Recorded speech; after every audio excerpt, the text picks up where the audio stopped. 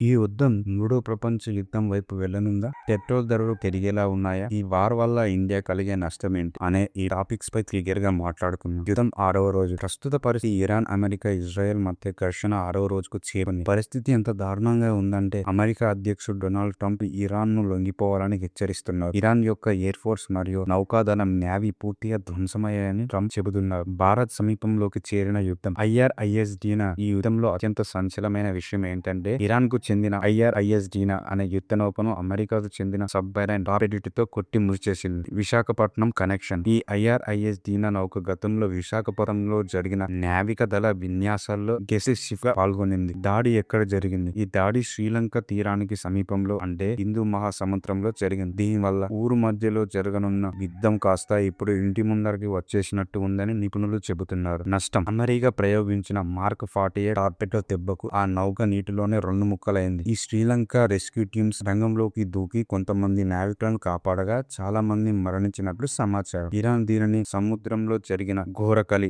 Atrocity at see గా భావిస్తున్నారు. Israel దాడులు మరియు ఇరాన్ కొత్త నాయకత్వం మరోవైపు వెళుతుండగా ఇజ్రాయెల్ నేరుగా ఇరాన్ రాజధాని టెహ్రాన్ పై దాడులు చేసింది. ఇరాన్ సుప్రీం లీడర్ ఖామెనీని మరణించారా లేదా అనే చర్చ నడుస్తుండగానే ఇరాన్ ఒక కొత్త సుప్రీం లీడర్ ను ఎంచుకున్నట్లు సమాచారం అందుతుంది. ఇరాన్ తన డేటా సెంటర్ ను లక్ష్యంగా చేసుకుని జరుగుతున్న దాడులను తిప్పికొట్టడానికి ప్రయత్నిస్తుంది. ఆర్థిక వ్యవస్థపై ప్రభావం మరియు ఆయిల్ ధర. ఈ యుద్ధం వల్ల ప్రపంచ ఆర్థిక వ్యవస్థలు అతలాకుతమవుతున్నాయి. Strait of Hormuz. ఇరాన్ ఈ కీలకమైన జల సంధిని దిగ్బంధం చేయడంతో ఆయిల్ రవాణా నిలిచిపోయింది. దీనివల్ల అంతర్జాతీయ మార్కెట్లో కూడా క్రూడ్ ఆయిల్ ధరలు ఆకాశాన్ని తాకుతున్నాయి. డ్రోన్ దాడులు. కేవలం $50,000 ఖరీదు చేసే ఒక చిన్న డ్రోన్ సహాయంతో $100 మిలియన్ల విలువైన ఆయిల్ ట్యాంకర్లను ఇరాన్ దెబ్బతీస్తుంది. ఇది ఒక కొత్త రకమైన ఆర్థిక యుద్ధ తంత్రం. గల్ఫ్ దేశాల పరిస్థితి మరియు అమెరికా రక్షణ వ్యవస్థలు. ఖతార్ మరియు UAE వంటి దేశాలు ఇప్పుడు తమ వద్దనున్న America third terminal high altitude area defence రక్షణ వ్యవస్థలను సిద్ధం చేసుకుంటున్నాయి. గల్ఫ్